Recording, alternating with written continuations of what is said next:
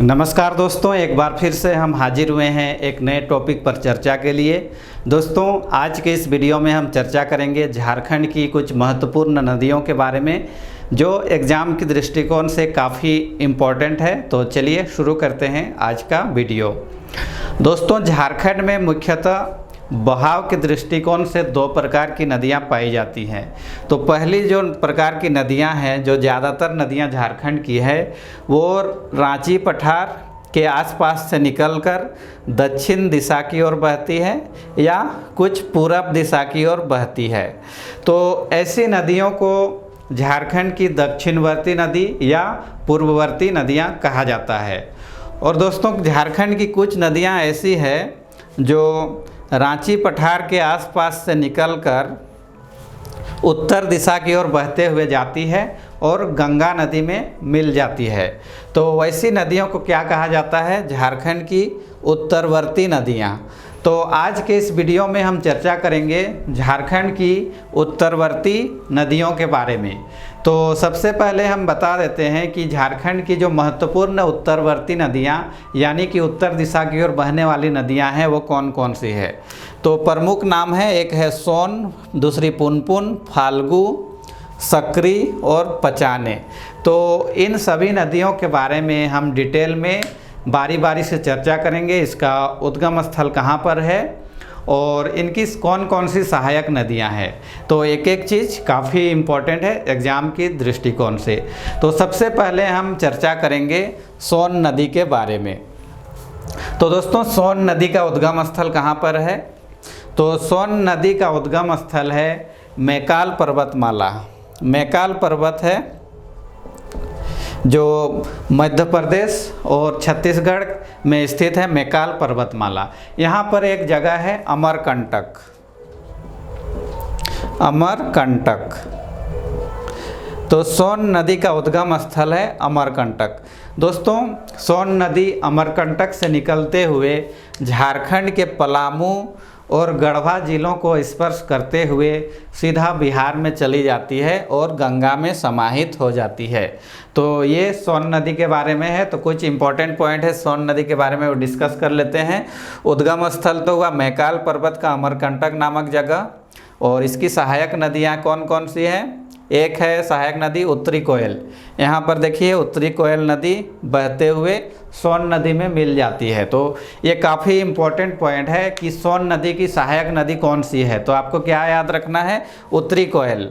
सोन नदी की सहायक नदी उत्तरी कोयल, इसको याद रखिएगा। इसका अपवाह क्षेत्र है, जैसे कि पहले ही मैंने बताया कि ये दो जिलों, झारखंड के दो जिलों से बहकर जाती है। एक तो है पलामू और दूसरी है गढ़वा। उसके बाद दूसरी नदी झारखंड की जो एक महत्वपूर्ण नदी है उत्तरी कोयल नदी। दोस्तों, उत्तरी कोयल नदी जो है ये झारखंड की चौथी सबसे बड़ी नदी मानी जाती है। उत्तरी कोयल झारखंड की चौथी सबसे बड़ी नदी है। कौन कौन नदी के बाद इसका स्थान आता है? दामोदर, स्वर्णरेखा, दक्षिणी कोयल, उसके बाद चौथी नंबर पर आती है उत्तरी कोयल।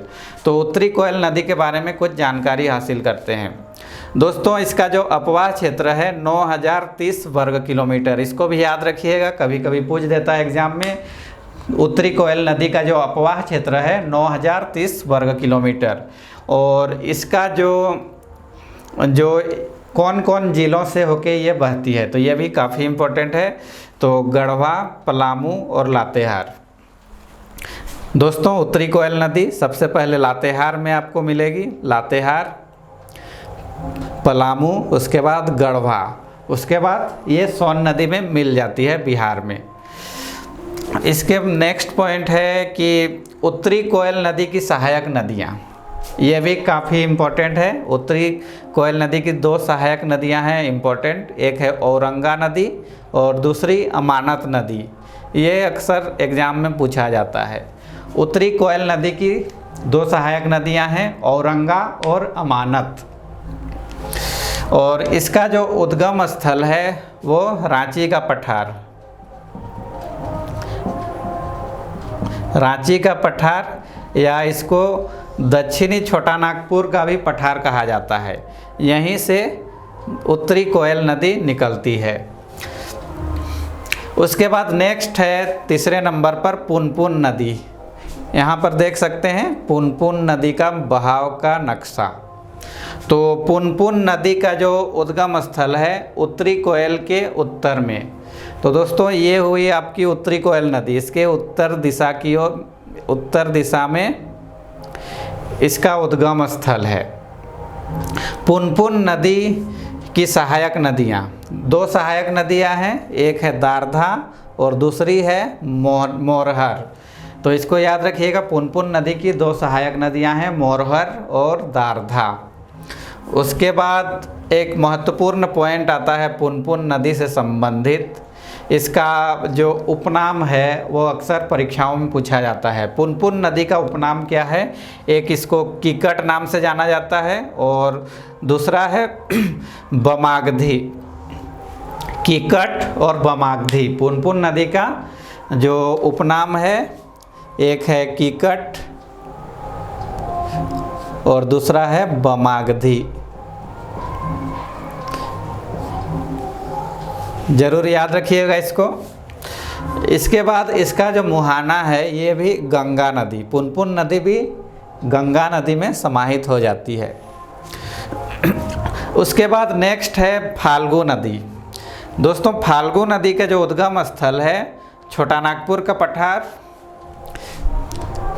यहाँ से आप देख सकते हैं छोटा नागपुर का पठार से निकलते हुए जाती है और ये भी झारखंड का बॉर्डर क्रॉस करते हुए बिहार में गंगा नदी में समाहित हो जाती है।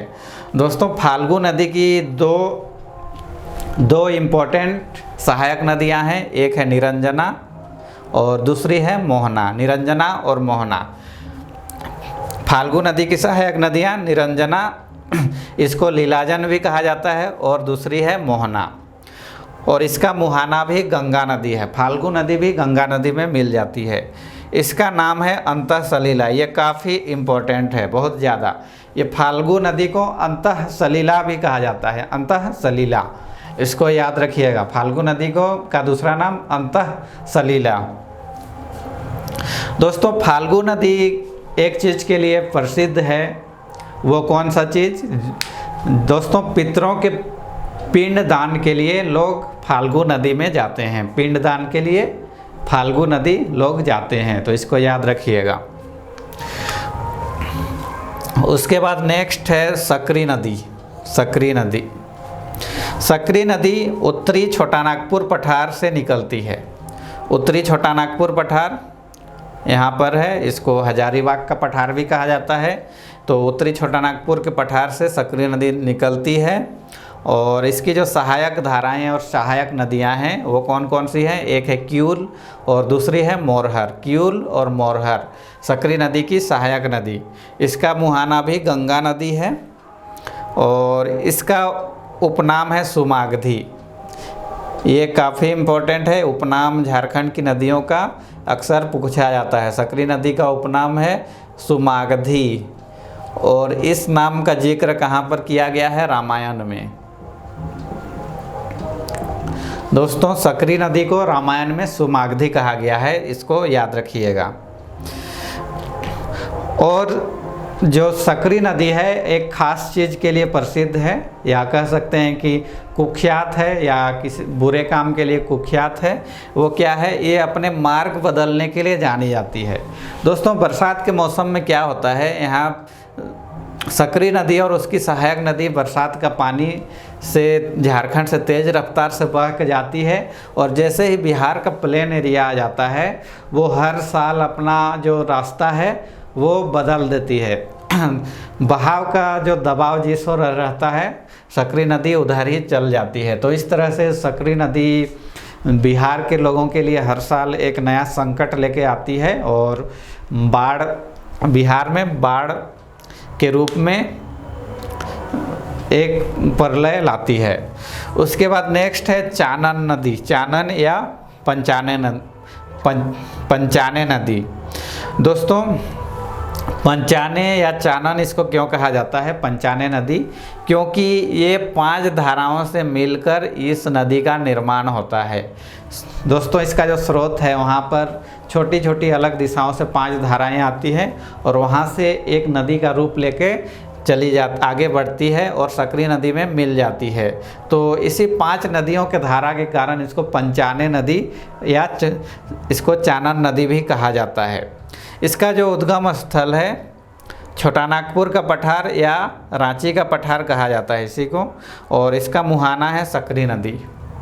दोस्तों पंचाने नदी सकरी नदी में मिल जाती है, तो सकरी नदी की सहायक नदी भी कहा जा सकता है पंचाने नदी को। तो दोस्तों ये था आज का वीडियो। उम्मीद करते हैं आपको ये जानकारी अच्छी लगी होगी। अगले वीडियो में फिर मिलेंगे कोई नए टॉपिक के साथ। तब तक आप अपना ख्याल रखिए। धन्यवाद।